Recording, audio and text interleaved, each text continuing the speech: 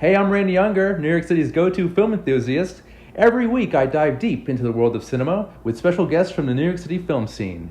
Whether I'm interviewing industry insiders or comparing the latest releases, there's always something for every movie lover. Join me as I explore the magic of film and discover what makes these movies unforgettable. Hey guys, Randy Younger here, Under the Radar, bringing movies and people together one frame at a time. And with me tonight, I have a wonderful panel of guest critics. As always, we've brought the team back together again. Mr. Brian Smith, welcome back, Brian. Thank you. Thanks for having me. And Ernest Salick, welcome back, Ernest. Always good to be back. Good to see you, gentlemen. So I'm not going to just, I'm not going to beat around the bush. Today was actually a very sad day. We lost a member of the film community. That's right. A very extremely talented actor, Mr. Gene Hackman.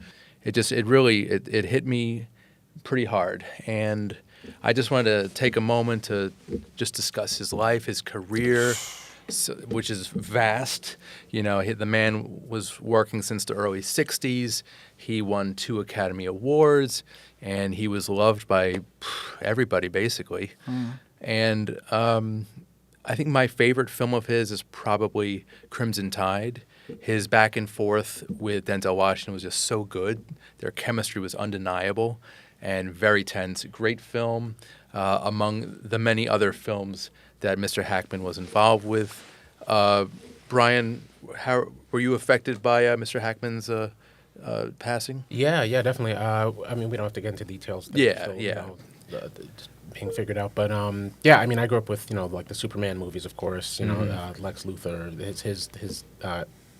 his portrayal of that character and the humor he brought to the villainous character just stands out for me. And of course, I later revisited like Poseidon Adventure and all of his other films. Of course, it's a vast career, of course. Yeah. But the first thing that pops in my mind is, of course, growing up watching him as Lex Luthor. Yeah, he was perfect too. Yeah, and even Sarah Douglas, who played Ursa in Superman, she posted a nice little post. So yeah, it's very very sad and sudden. I mean, tragic, but he leaves behind a wealth of great portrayals and great roles. So so he retired from acting in 2004, and his last film, unfortunately, was not a very good one. It was called Welcome to Mooseport.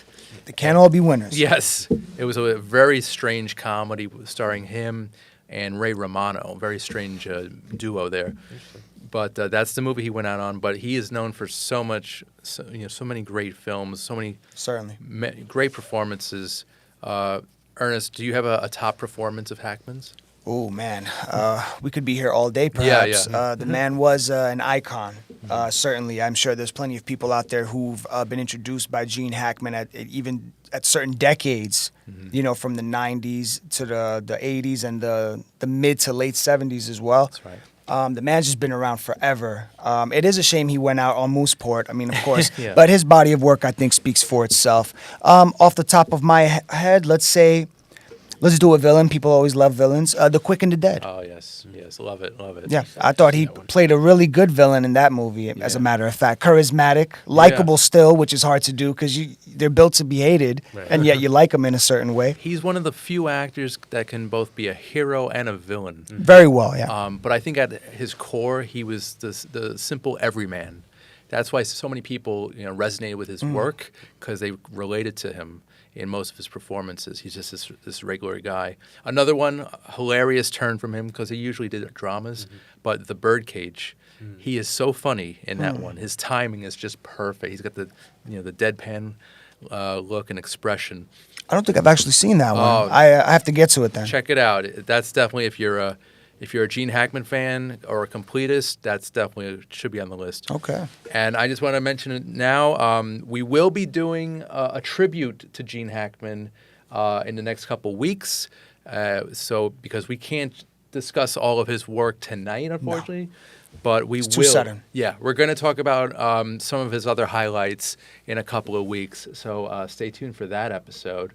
Tonight, though, we're going to be discussing an actress/model who was very popular in the late 80s and into the 90s as a sex symbol. But she's only grown as an actress and this is now her renaissance, I'd say. I'm talking about Pamela Anderson, who, she's in this new film, The Last Showgirl, which is just wonderful. I've been meaning to review this for the past month or so, and I'm so glad I finally caught it and that we're about to talk about it, because this is just a very refreshing performance from her. She did a great job. She's very effortless in her role, in her performance, and I was with her along for the entire ride, and I really enjoyed it. It's got a great tone and feel about it. It's kind of light, but it also deals with heavy themes. We've got supporting roles from Jamie Lee Curtis and Dave Bautista, with hair, mind you. But all three of them are fantastic in this. I would even call it a dramedy, dare I say. Mm-hmm. And basically in the film, Pamela Anderson's character, was it Shelley or Sherry? Sherry. It's Shelley. It's Shelley. Excuse me, Shelley. Shelley is basically faced with the stark reality that her review, is ending in about a few weeks. So she's basically re-examining her life and trying to figure out what her next move is. She's also got an estranged daughter, and there's a lot going on here. But I thought the film was just wonderful. It's on my top 10 of the year. But enough from me. Brian, what were your thoughts on the Last Showgirl? I'm happy to see Pamela Anderson back out there and getting, especially with this role. I think it'll hopefully open some more doors. I know she's gotten critical acclaim, maybe not as many of like the awards accolades, but it's just got to restart somewhere, I guess. Yeah. And I hope it opens more dramatic doors. Overall, my impression was that it's, you did mention, it's light. Mm-hmm. It is like sort of like a slice of life. I found it a bit undercooked, to be honest with you. Mm-hmm. I appreciated what they're going for, but I didn't really feel like I got to really know her as a character. Okay. Again, it's a slice of life, so it's not going to be like big dramatic, big bold like conflicts or anything like that. But I definitely felt like something felt missing in the overall. Like by the time it was over, I was like, I didn't really get much of a drama there. You were expecting more of a heavy-hitting film? Something, yeah. Like it didn't really, everything sort of is what it is, and that's kind of how it is. But I didn't really get a sense of, I mean, look, I don't want to, sugarcoat. I'm just saying, I feel like I got more depth out of Showgirls, which is a bad movie. Oh, God. I don't know. And the other movie that we'll talk about. But it was interesting. It was like I was aware of, Jamie Lee Curtis. I think she's she's a fine actress, but I was always aware of her as being Jamie Lee Curtis playing the role. I didn't feel like she lost herself in it. And, okay. Kiernan Shipka was good. I know her from Sabrina, TV show. And yeah, Billie Lourd, who I'm a big fan of, I thought she was fine, but I didn't really, it just felt like people were playing their roles, but no one, it's very light and airy, and, when in doubt, throw an 80s song in and, make it kind of, just sort of stretch the timing. But I don't know. I just overall, it's fine. It's a good movie. I say see it if you're a Pamela Anderson fan and you want to see where she might be headed. I think I would love to see her work with while we still have her, I'd love to see her work with Sally Field. For some reason, I feel like they have, especially where Pamela is now and the way she acts and performs. I feel like there's something there. Like they could play mother daughter or something like that. Yeah, or even sisters or cousins. Sisters, yeah. There's something there. They have a similar thing going on, but. I'm just anxious to see. Interested to see where she goes with this. I definitely want to see how she's going to follow this. Yeah. She's going to get this is opening a lot of doors for her. I'm sure. Yeah. It kind of reminds me of two other actors in recent times who have gained this kind of acclaim. Brendan Fraser for The Whale, and then Kiwi Kwan for Everything Everywhere. Yeah. So I think this might be. And Michelle Yeoh, even if. Oh yeah, sure. So this is the time. This is like the Renaissance period. It's like all the people that Hollywood sort of slept on that we knew about. We were aware of them, but Hollywood, there's like a changing of the guard or a turning of the tide somehow. They were lying dormant. A resurgence. Yeah, and we're getting to know them again. So I wish all the best for her. But I want to hear. I would also say check out her Criterion Closet video if you ever did. Like, she's a cinephile, even more so than me. So I would love to. Right. She should be on more podcasts. I saw that video when you sent it, and you Yeah. were right. It's a great video. I would love to hear her talk about movies. It's good to see her in a different light, just like this movie shed a new light on her as well. You know. Right. Yeah. So Ernest, I know you have some thoughts regarding the film. Oh, absolutely. So, like Brian said, I feel the same. It's good to see Pam Anderson back. You're right. She was a total icon in the 90s. Her beauty was a thing that they just marketed. I think it's still a thing, but Yeah, she does look good for her age. Yeah, she you looks know, great. so that's always good. She's taking care of herself. We all need to take care of ourselves. Yes, All yes. right. So the movie, I did enjoy the movie, although I also agree with Brian.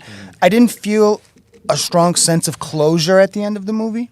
I didn't have a catharsis for the movie. I wanted to see some strings tied, at least some, even if not the big ones. I do think the movie is layered. Yeah. You know, it's also relatable. You know, but that's funny because it's an independent production, Right. Right, and it's as independent as you can get. So the movie was made in apparently 18 days. Yeah, that's right. Right, and That's for insane. a small minuscule budget, Yeah. you know, and it was directed by Francis Ford Coppola's daughter, Oh, Gia. right? Right. So there's a lot of things going for the movie and its namesake, and then you have, of course, a good cast. Yeah. I did like Batista. Batista's performance, I know, I just know him as Batista because, you know, if you're a wrestling fan, that's what you call the man. Yeah. I was surprised by his performance. He had a very somber and nuanced performance. Very subtle. Like Right. he was very understated and quiet. Right. But you could tell there's a lot going on in his facial expression. Right. Well, Yeah. he's definitely. I agree. I liked his performance a lot. I think he was probably the strongest part of the movie in my opinion. Just in terms of what he brought, because it's very easy to assume that he's just always going to be Guardians of the Galaxy, that type of Right. character. But he's definitely trying to be an actor, Yeah. and he shows it in a lot of his roles. So. He did I think he did a movie called Bushwick a couple years back. Yeah, it was like Uh, end of the not End of the, world, like I think. it was sort of a dystopian thriller. That's where I think Yeah. that was when we first saw him with Chops. I was like, is this the same guy? He's not. Yeah, it's he's not. possible, yeah. Not cracking any jokes or. I love to see actors, outside of their element and playing. That's why it's. I think it's a movie that's showing everyone in their different, comfort zones. So. Yeah. Shows that he has range. Right. Yeah. You know, which is important. Yeah. Jamie Lee Curtis is in the movie. She's fantastic. I agree with Brian though. She was Jamie Lee Curtis in the movie. Right. Nothing wrong with that. We enjoy Jamie Lee Curtis. She was But good. on another deeper level, of course, what I saw Jamie Lee Curtis as, and what I'm sure Shelley, Pam's character, saw was that's where she's going to end up. Yeah. Jamie That's- Lee Curtis's character was an old showgirl herself, Right. And look at her now, not exactly doing very well. A glimpse into the future. Right, That- right. So the movie has depth. Yeah. It has good acting.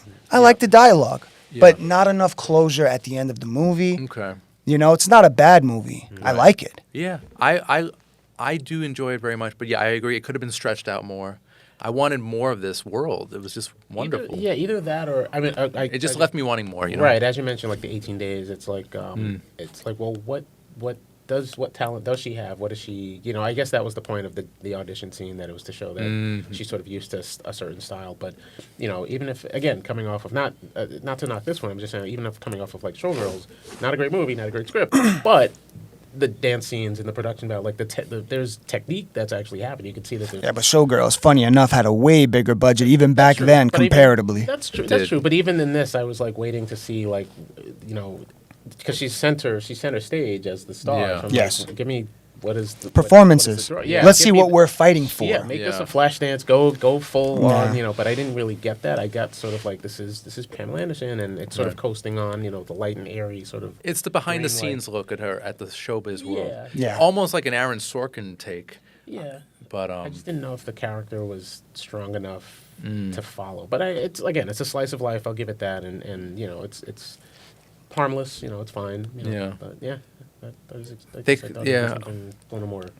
maybe if they had a higher budget, the movie would have put more into it. More, Oh, I'm sure. More content, more stuff to chew on. I think it's more down to the script. I think it was relying more on the visuals and the eerie, dreamlike. Like even at the there's a sequence towards the end where like a character shows up at her show, and I thought, is this a dream or not? Because it seemed it had an otherworldly feel to it. I was like, it was almost as if the character was a ghost. I was like, is this person really there? Or is and then by the end, I was like, did that all really happen? Or I don't know. It kind of left me like confused, but but I get it. I get what it was going for, and we'll see what happens. It was left open, but the issue is it was left wide open. Wide open, Right. You have to have some ideas to contain that idea into, so that to keep the audience guessing. Yeah. You know, Right. but it's too open, unfortunately. Yeah. But I think we will see more of Pamela though, because I read somewhere recently Oh, yeah. that she fired her agent over this movie.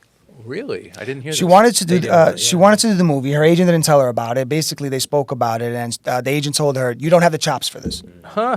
Okay. and she fired him. She's with somebody else now, and hopefully, this movie and this new agency we'll see her in more stuff. Yeah. I Hopefully. think she's coming out, and I think she's signing on for the Naked Gun remake. Oh, yes. That's right, with Liam Neeson. I hope they're very careful with that remake. I hope so too. It could We'll see go what either really hilarious or really, really bad. happens. Yeah.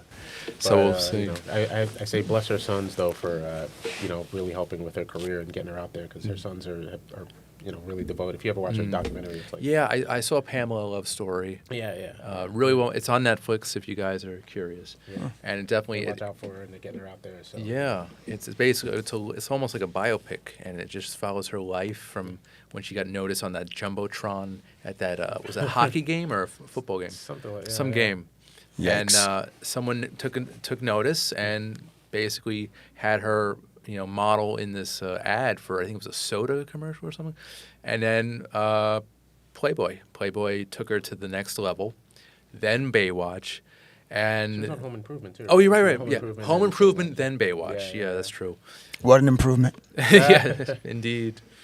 And I'm just really happy for her because she seems like such a genuine person. I love that she's a cinephile. That Yeah. Brian again. That Yeah, video she's- you shared. Yeah. I love that she's a cinephile. She's kind of nerdy. It's She's cool. one of us. More so Yeah. than me. So I'm like, man, I have all the movies to catch up on, But that's the thing. It's like there's that untapped talent that's out there that people get pigeonholed or put in. Like with her agent, it's like, oh, they just her agent's not supposed to say that. Her agent's supposed to say, let's give it a shot. Do or whatever you whatever. want. Right. It could be it could be Right. great for your career. Right. Yeah. Well, hopefully she'll have someone like that now in her to corner. have someone with a vision. Yeah. She just, needs that. She needs all that support, and That's she doesn't the even thing, need right? an agent. She could just get projects on her own. Just Yeah, reach yeah. out to directors, or they'll probably reach out to her now. I was actually thinking before the show, coming here, I was thinking Jason Reitman might be someone she should work with. Because okay, Jason yeah. worked with Charlize Theron a few times, Right. and gave her really complicated, dark characters. Yeah, that were I like that idea. Still interesting, but I think she needs someone she needs a character that's like a little darker and. Or even Sean Baker.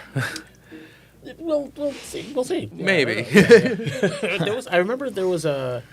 I could be wrong, but I remember there was a book, Hello, She Lied, from years back that she wanted to work on or something like that. Maybe she'll get the chance to do that. I think it was like a Hollywood tale, but Okay. she was interested in that. Or even I could see her almost like a modern day Norma Desmond. Sunset Boulevard. Just Yeah, it was like when she mentioned I gave the music to the maestro. I was like, is she in character Yes. or is she is that? I noticed that. I was like, Yeah. is she like trying to be funny right now? I wasn't 'Cause sure. It was Yeah. kind of funny. That's the thing. Yeah, That's interesting. cool. Yeah, no, but she seems so genuine, and it shows in her performance. Like, it feels real, and that's what a movie should do. It should seem like it's popping off the screen, Right. and this movie definitely does that. But she has the smarts. We know she has Yeah. she has the smarts. So I think she needs a really good, smart, sharp script that Yeah. shows like really her range and makes her even more complicated. I didn't know. feel the complicated. Yeah. I felt like she'll bounce back. She can get a Yeah. job. somewhere. It's so sad. I didn't feel like a real. Well, she was communicating to the audience how complicated her life was, and yet I still agree with Brian. What he's saying right now is that she didn't convey, or the character wasn't written to convey her complications Right. directly to us. Right. Like even Jamie's character wasn't as tragic as it's like I mean, it was tragic, but she had a good sense of humor about it. Right. Well, at one point she had to move in with Shelley. Yeah. Yeah. But She couldn't afford it. It didn't Yeah. go the dark route that I guess we would expect. Right. Oh yes, that If you're it was looking like from Vegas. if it Yeah, was that's like what a- you're yeah, looking for. Yeah. Which Yeah. I guess I could appreciate the fact that it didn't go that way. Right. The leaving Las Vegas Leaving route. Las Vegas route or Showgirl. Yeah. But I guess it was hopeful. I guess it was definitely hopeful. But, yeah. I love all these thoughts of pairing Pamela with different actors because it's almost like she's a new canvas. Not yeah, a blank. it's like the possibilities are really endless with her right. now. We're finally seeing her. She's being her allowed to not to me objectify. I'm saying like Right. she's presenting herself as herself. Yeah. Not as the way Hollywood wants to show. You know, and we were talking about Gene Hackman earlier as the everyman. Right. I could even see Pamela as the every woman now. Yeah. She's yeah, kind of that's what she's I'm saying. Like, yeah, she, it's you know great. Yeah, she's pretty much shed the sexy bad girl image, Right. and now she's like a relatable woman who is just I guess almost like an anti-hero in her roles. Right. You know, and I respect that. The next film that we're going to discuss, though, is, this movie is so bad. It's from 1996. It's called Barb Wire, and it's one of the few Pamela Anderson performances. So this is it's right after Baywatch, and basically they cast Pamela as this, like, crime-fighting spy in clad Well, I black wouldn't leather. say crime fighting. She was more of a bounty hunter, Oh, okay. like that we are privy to seeing on TV nowadays. Yeah. She's one of those. So she's a And bounty she owns a hun- bar. She's many things: an entrepreneur, Yeah. a bounty hunter, a dancer. And also, this takes place in 2017, Yeah. as told in 1996. And it's a weird, almost like Mad Max type of future. And She she, was a comic book character. I think it was a Dark Horse Comics character. Yeah. Because I remember back then, I think she really liked the character and devoted herself to wanting to play the role. And, Yeah. She probably had that agent back then that she fired. That she fired? Who got her this role. Yeah. Perhaps. Which is a shame because this movie didn't do anything for her. It was basically an hour and 40-minute commercial to see how sexy she could be. And she's got this tight leather outfit. I believe her corset made her about 18-inch waist. Ooh. And she was tight, and she was doing some of her own stunts too. Yes, she by the was. way.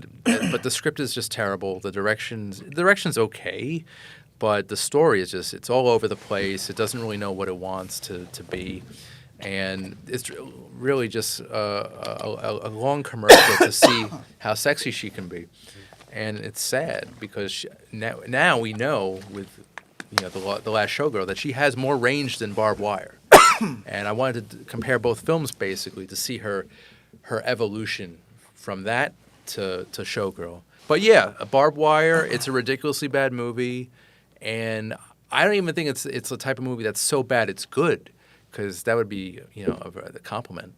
But yeah, Ernest, what were your thoughts on this film, if you'd call it a film? I gotta say, I feel bad. I feel bad for Pamela Anderson because the story goes she devoted so much to this movie. She was hoping to transition from TV to film. She wanted that for herself, but she even went as far as, so get this, apparently the first budget for the movie was half of what it ended up being.